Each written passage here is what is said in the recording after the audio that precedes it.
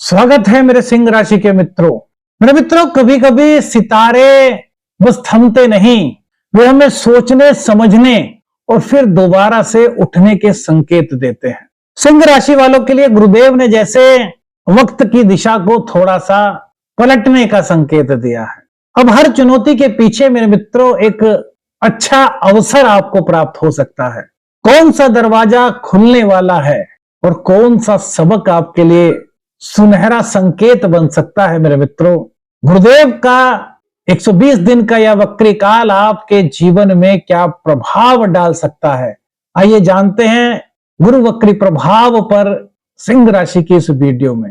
मेरे मित्रों, आप सभी ने देखा होगा कि जब गुरुदेव ने राशि परिवर्तन किया था, ये कर्क राशि में उच्च हुए थे, तो इसके सुप्रभाव शुभ परिणाम आपको प्राप्त बहुत से लोग होंगे जिनको हुए होंगे।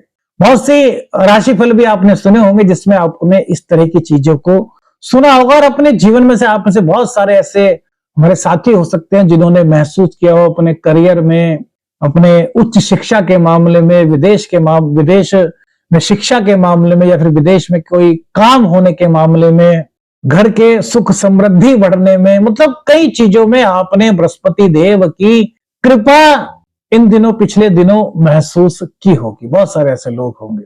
अब मेरे मित्रों, आपको लगा होगा कि अब गुरुदेव वक्री हो रहे हैं तो अब क्या हो सकता है, तो क्या ये शुभ प्रभाव से परिपूर्ण है या फिर किसी तरह की जीवन में कोई परीक्षा आ सकती है। आखिर वक्री होकर के गुरुदेव जो कर्क राशि में हो रहे हैं 11 नवंबर 2025 को और 11 मार्च 2026 तक रहेंगे, आखिर इनका क्या संकेत है, क्या मतलब है, क्या गुरुदेव के वक्री होने का सिंह राशि वालों पर क्या प्रभाव हो सकता है। तो मेरे मित्रों, ये वीडियो उसी पर है जो आपको पूरी तरीके से एक ज्योतिषीय क्या संकेत हो सकते हैं सिंह राशि वालों के लिए वो बताएंगे। सबसे पहले बताते हैं वक्री का मतलब क्या होता है। वक्री का मतलब होता है उल्टा चलना। तो क्या गुरुदेव उल्टा चलने लगे हैं? नहीं मेरे मित्र, जब हमें पृथ्वी से कोई ग्रह उल्टा चलता हुआ फील होता है, वास्तव में वो उल्टा नहीं चलता, लेकिन पृथ्वी से हमें वो फील होता है। आपने कभी ट्रेन में देखा हो कि यार एक ट्रेन है, हम जा रही है, तो हमें कभी कभी ऐसा होता है, पता नहीं चलता कि वो आगे जा रही है, दूसरे वाली ट्रेन जो है बराबर में निकल रही है, पीछे जा रही है। तो वहां पर जब हमें इस तरह का कुछ नजारा नजर आता है तो हम कहते हैं वक्री हो गए। वक्री जब भी कोई ग्रह होता है तो एक घर पीछे का भी फल देता है मेरे मित्र। और वक्री कोई भी ग्रह हो तो उसकी पावर में बढ़ोतरी हो जाती है। अब सिंह राशि वालों के लिए गुरुदेव 12th हाउस में वक्री हो रहे हैं। अब 12th हाउस को व्यय का भाव कहा गया है, तो आप में से बहुत लोगों के मन में यह प्रश्न हो सकता है कि जी क्या हमारे खर्चे बढ़ जाएंगे, क्या हमारा बेमतलब का व्यय होगा, क्या कोई ऐसी चीजों में हमें नुकसान का सामना करना पड़ सकता है, क्या कुछ हमारे साथ कुछ परेशानियां बढ़ सकती हैं, या फिर शुभत्व की वृद्धि होगी। दो ही चीजें होंगी ना, कि वो पॉजिटिव होगी या फिर नेगेटिव। तो मेरे मित्रों, गुरुदेव धन के कारक हैं, गुरुदेव ज्ञान के कारक हैं, गुरुदेव ज्ञान के कारक है, गुरुदेव को भाग्य का कारक कहा गया है। दाम्पत्य जीवन में भी गुरुदेव का महत्वपूर्ण रोल वैदिक एस्ट्रोलॉजी में माना गया है।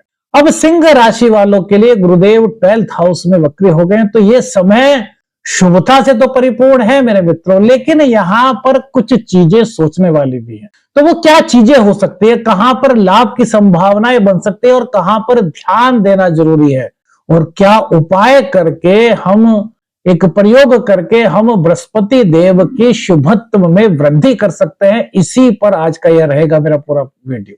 तो मेरे मित्रों, 12th हाउस में गुरुदेव का वक्री होना और 5 दिसंबर को ये वक्री अवस्था में मिथुन राशि में चले जाएंगे, यानी कि आपके 11th हाउस में।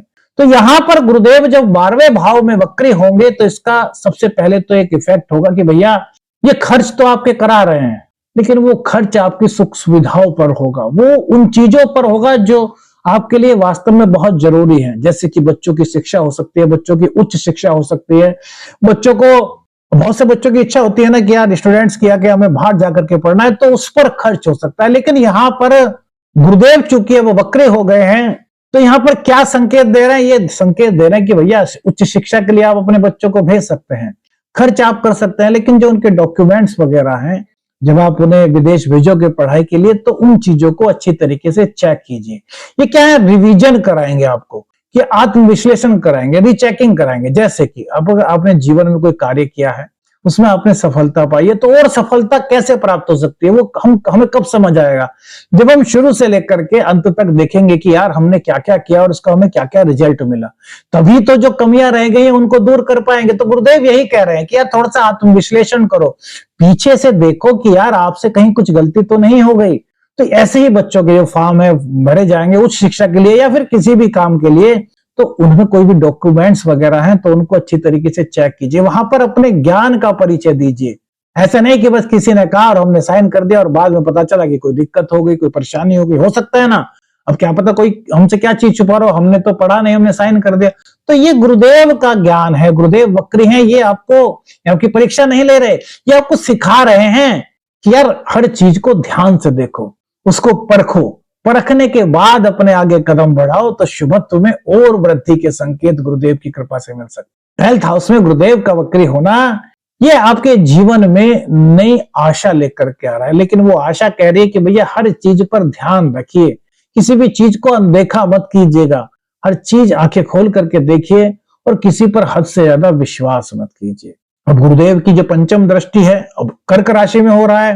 कर्क राशि चंद्रदेव की राशि है, तो चंद्र का प्रभाव भी यहां पर हो रहा है। मेरे मित्रों एक चीज और बता दें कि यदि आपको अपने जीवन के किसी सटीक निर्णय पर पहुंचना है तो आपको अपनी जन्म कुंडली का अध्ययन किसी विशेषज्ञ से कराना चाहिए, क्योंकि यह ग्रह गोचर के आधार पर राशिफल है, तो संकेत करता है कि गुरु के वक्री होने के कारण क्या क्या संभावनाएं बन सकती हैं।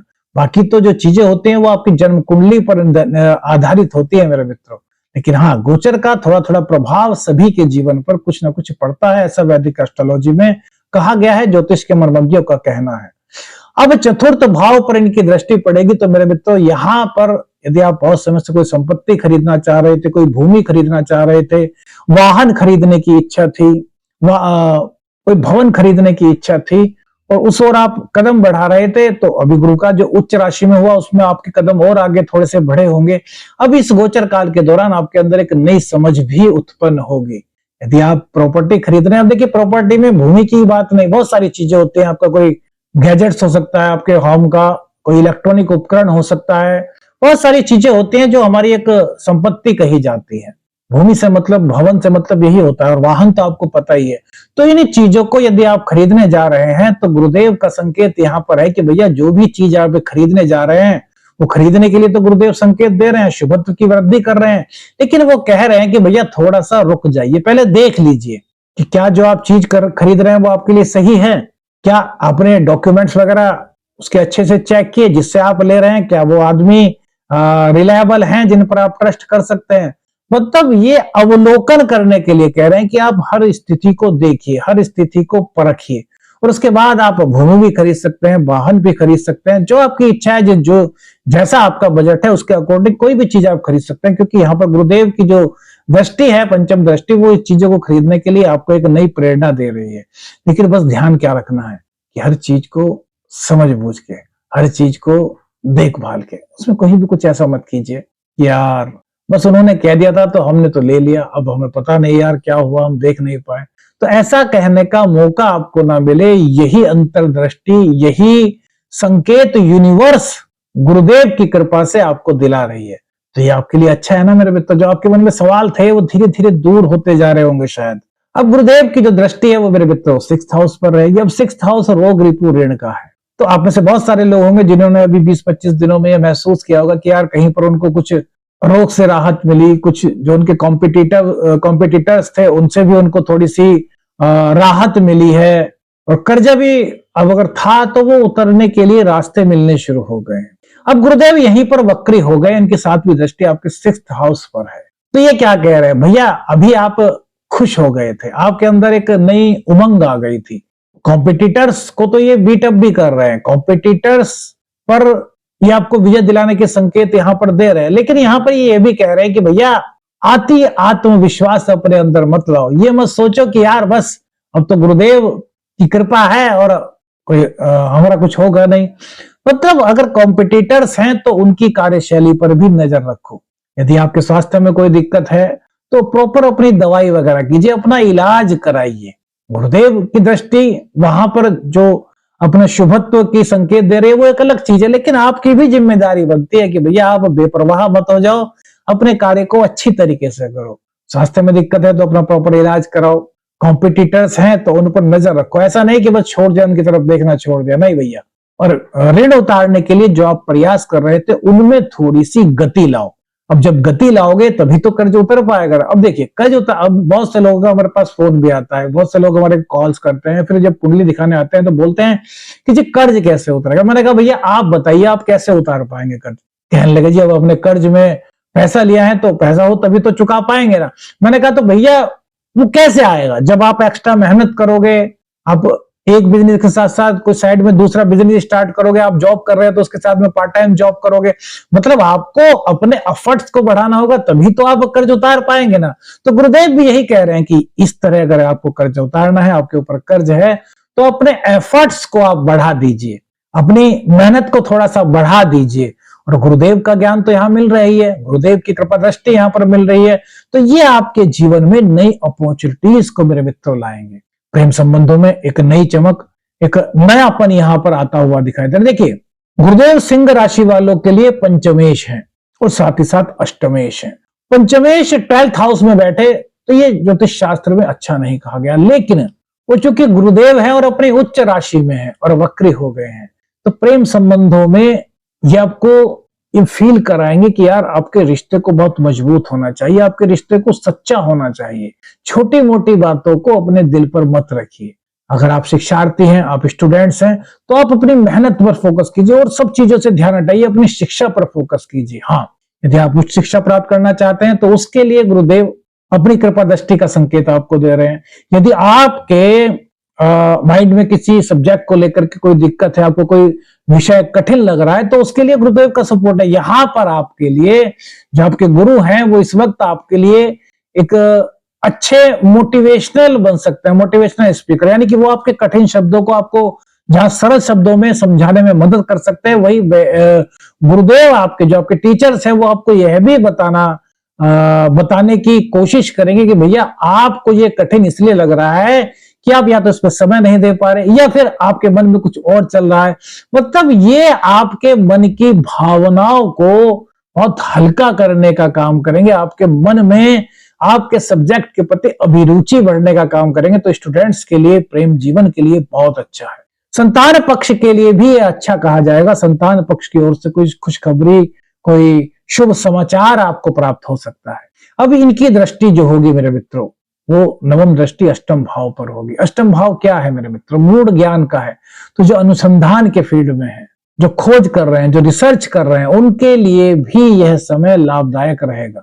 करियर में आपके लिए नई अपॉर्चुनिटीज ये ला रहे हैं। बिजनेस में आपके पास कोई नया आइडिया है, कोई नया बिजनेस शुरू करना चाहते हैं, तो उसके लिए भी ये शुभ संकेत सिंह राशि वालों को, लियो वालों को दे रहे हैं। तो जो गुरुदेव कर्क राशि में रेट्रोग्रेड हो रहे हैं, वक्री हो रहे हैं, कुल मिलाकर के आपके लिए नए अवसर लेकर के आए हैं। अब गुरुदेव की कृपा को और ज्यादा कैसे प्राप्त किया जा सकता है? या फिर गुरुदेव आपकी कुंडली में सपोज कीजिए नीच के हैं या फिर अच्छा प्रभाव नहीं मिल रहा, तो उसके लिए क्या रेमेडी कर सकते हैं? तो मेरे मित्रों, एक तो सबसे जो शास्त्रोक्त उपाय है वो है कि विष्णु सहस्त्रनामावली का रोजाना पाठ किया जाए। और दूसरी में बात मेरे मित्रों, हर बृहस्पतिवार को जो केले का पेड़ होता है ना, वहां पर पीला धागा ले लीजिए। पीला धागा, पीले धागे को 7 बार उस केले के वृक्ष पर बांधिए और हर बार बांधते समय, एक बार बांधा तो मंत्र का जाप कीजिए, ओम नमो भगवते वासुदेवाय नमः। इस मंत्र को आपने सुना होगा, शास्त्रोक्त मंत्र है मेरे मित्रों। तो ऐसा ही एक बार धागा बांधा, फिर आपने मंत्र पढ़ा, दोबारा बांधा, फिर ये मंत्र पढ़ा। तो इस तरीके से आप करेंगे तो आपके जीवन में गुरुदेव की शुभता, पॉजिटिविटी धीरे धीरे बढ़ेगी। नेगेटिविटी यदि है तो वो धीरे धीरे कम होगी। वीडियो में कौन सी चीज आपको सबसे अच्छी लगी, अपनी राय हमें कमेंट्स में दीजिएगा मेरे मित्रों। वीडियो अच्छी लगे तो लाइक और शेयर कीजिएगा। चैनल पर नए हैं, चैनल को सब्सक्राइब कीजिएगा। आदेश लखन निरंजन। हर हर महादेव।